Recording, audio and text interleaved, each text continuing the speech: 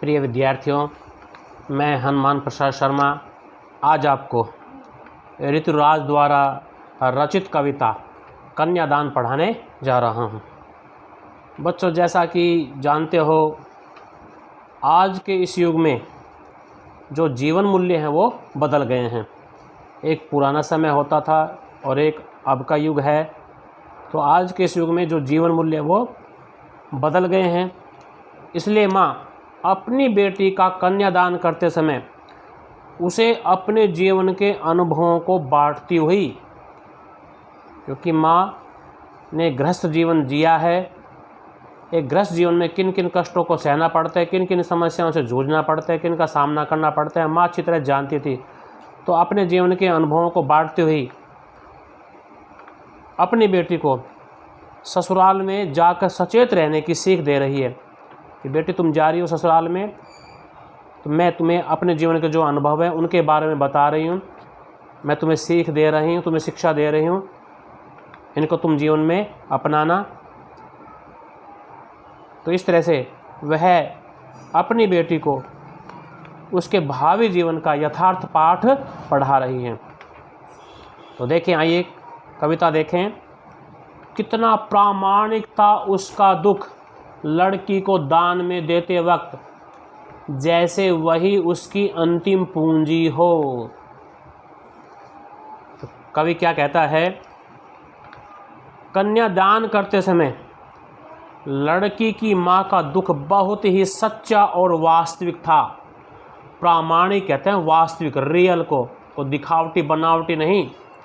कि जब माँ अपनी बेटी को विदा कर रही थी, जब उसे पराए घर भेज रही थी, तो उस समय माँ का जो दुख था वो बहुत ही सच्चा और वास्तविक था।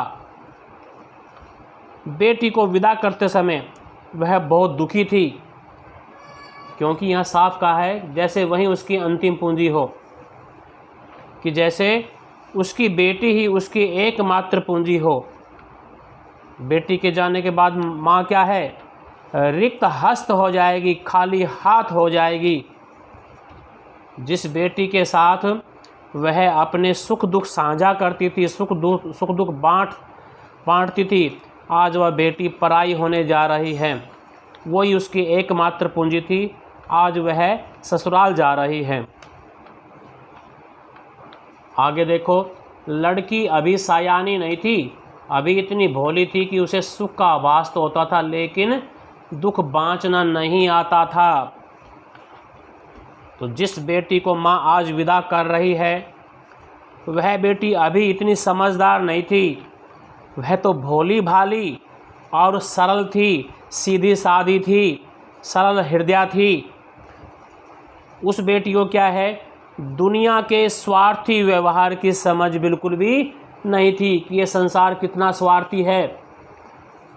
उसका ज्ञान उसे बिल्कुल भी नहीं था।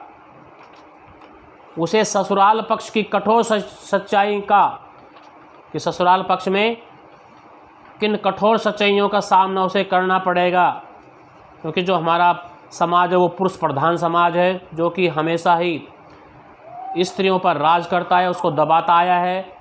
तो पुरुष प्रधान समाज के बंधनों का ज्ञान भी उस बेटी को नहीं था। अर्थात ससुराल में जाकर उस बेटी को किन कठोर परिस्थितियों का सामना करना पड़ेगा, किन कठोर परिस्थितियों से जूझना पड़ेगा, इसका ज्ञान उसे बिल्कुल भी नहीं था। आगे क्या कह रहा है कवि? कि उसे सुख का आभास तो होता था, लेकिन दुख बांचना नहीं आता था। बेटी को क्या है? विवाह के सुखों का कुछ कुछ एहसास तो था, क्योंकि जो बेटी है वो कल्पना लोक में जी रही थी कि ससुराल में जाकर उसे बहुत सुख मिलेगा, ससुराल पक्ष के लोग उसे स्नेह करेंगे, प्रेम करेंगे, लाड करेंगे, प्यार करेंगे। तो वो कल्पना लोक में जी रही थी। तो इस तरह से विवाह के सुखों का कुछ कुछ एहसास तो था बेटी को, किंतु वैवाहिक जीवन के झंझटों और दुखों का ज्ञान उस बेटी को बिल्कुल भी नहीं था। क्योंकि बेटा, अक्सर ऐसा होता है कि लड़कियां जब पराए घर जाती है, जब ससुराल जाती है, तो क्या समझती है कि ससुराल में उसे सुख ही सुख मिलेगा।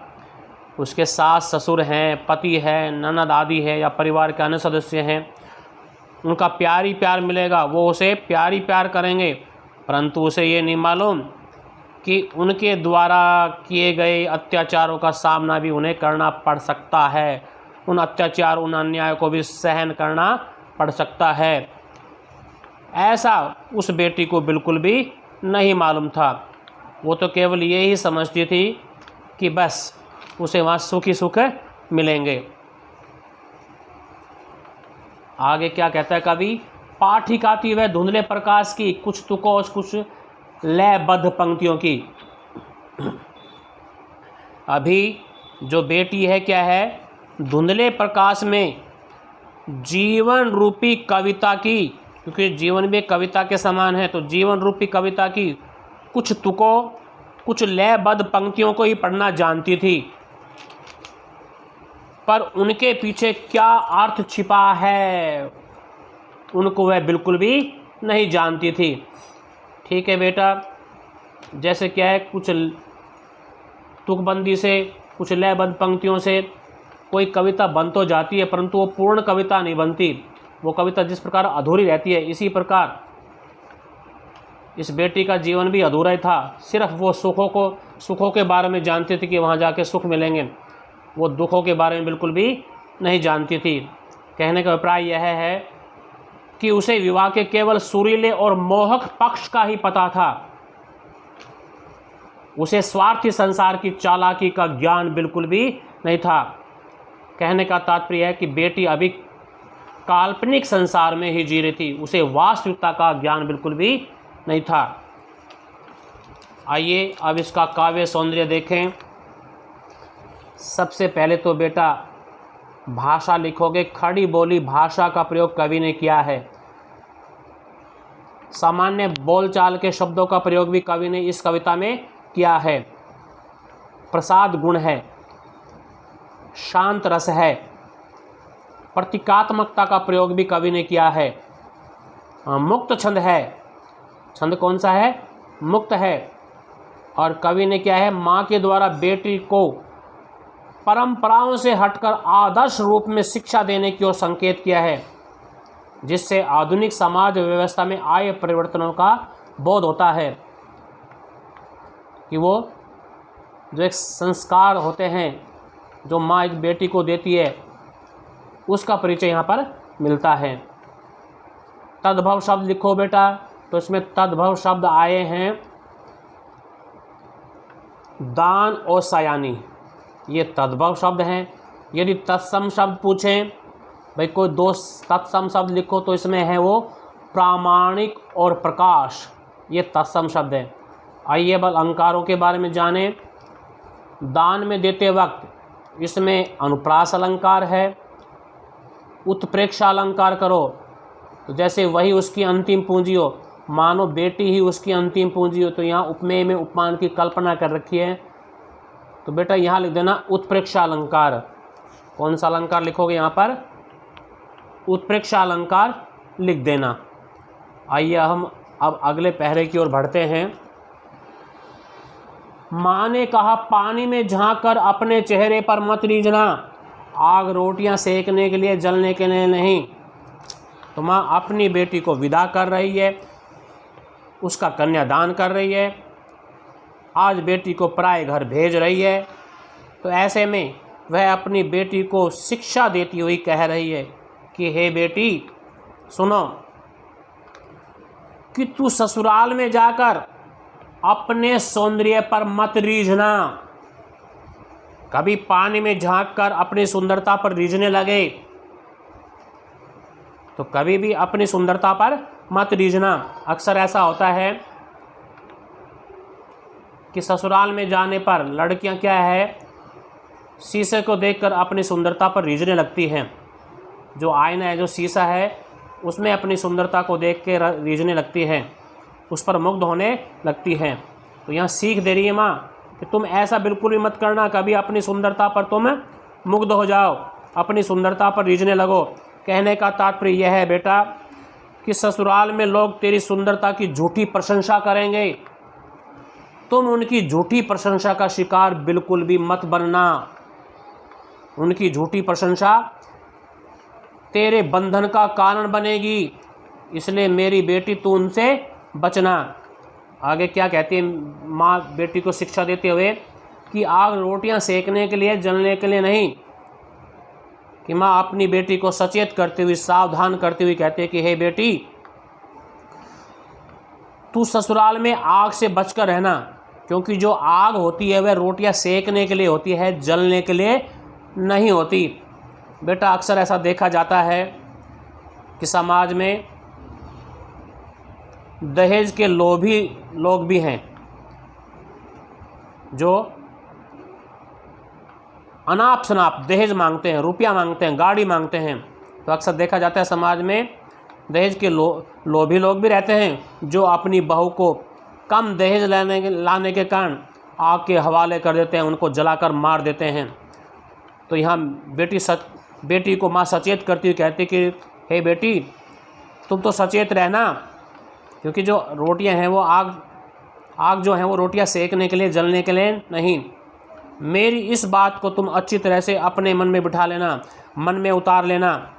बेटी तुम घर गृहस्थी के काम तो अच्छी तरह कर लेना, संभाल लेना, लेकिन ससुराल पक्ष के अत्याचार और अन्याय को बिल्कुल भी मत सहना।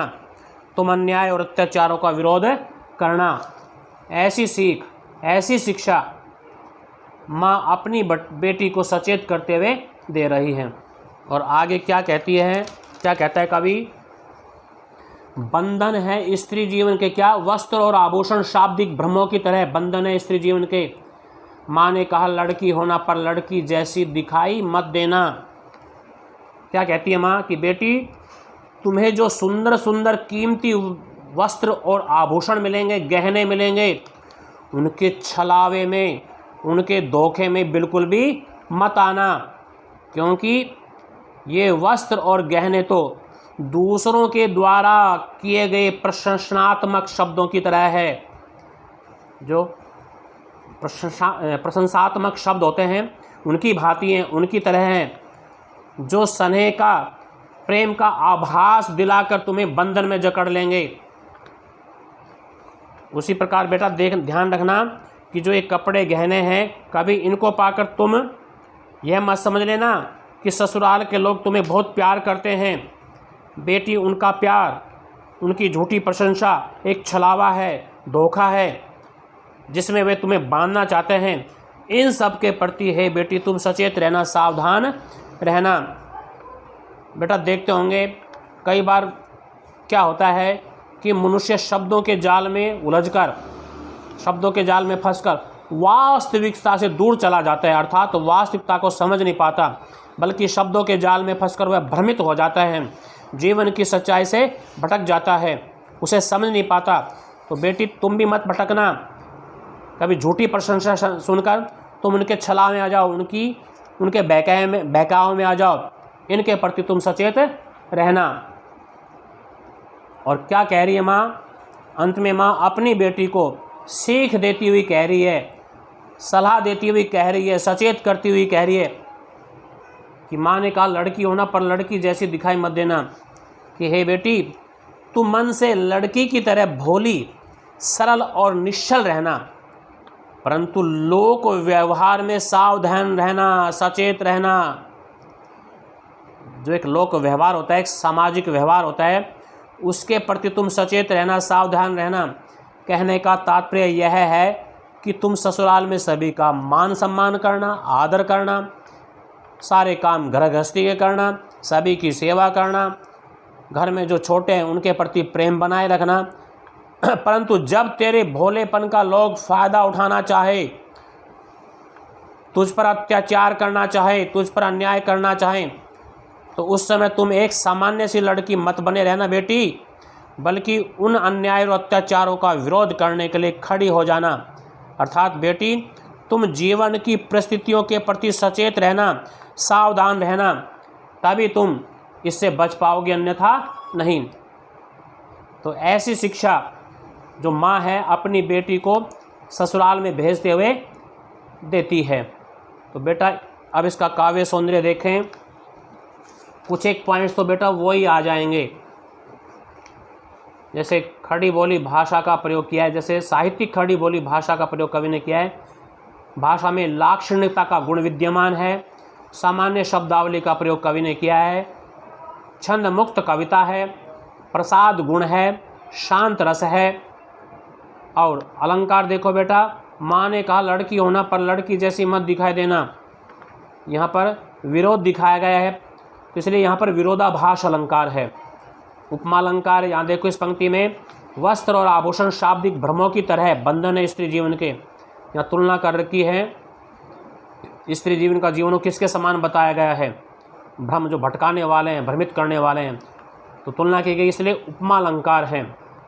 और तद्भव शब्द देखो, तद्भव शब्द है झांक कर और सेकने। और तत्सम शब्द देखो आभूषण और भ्रम, ये संस्कृत के वर्ण जो एज इट इज़ यहाँ पर प्रयुक्त हुए हैं, तो ये तत्सम शब्द हैं। और झांक कर और सेकने ये तद्भव शब्द हैं। इसके अलावा यहाँ माँ ने बहुत अच्छी सीख दी है, शिक्षा दी है कि पानी में झांक कर अपने चेहरे पर मत रीझना, तो इसमें एक संकेत किया गया है। तो देखा जाए तो सांकेतिकता का उदाहरण भी यहाँ देखने को मिलता है। इसके अलावा कवि ने समाज के आधुनिक रूप के प्रति, क्योंकि जो मॉडर्न समाज है, आज का जो समाज है, तो इसके प्रति नारी को सचेत किया है कि उसे समाज के व्यवहार के प्रति सदा सचेत रहना चाहिए, सजग रहना चाहिए। तो इस तरह से यहाँ भाव में गंभीरता का भाव भी विद्यमान है। तो बेटा इस तरह से मैंने एक छोटी सी कविता थी आपको पढ़ा दी, आपको अवश्य पसंद आई होगी, आपको अवश्य समझ में आई होगी। आप मेरे चैनल को लाइक करना, शेयर करना और सब्सक्राइब करने की कृपा करना। ठीक है बेटा, धन्यवाद।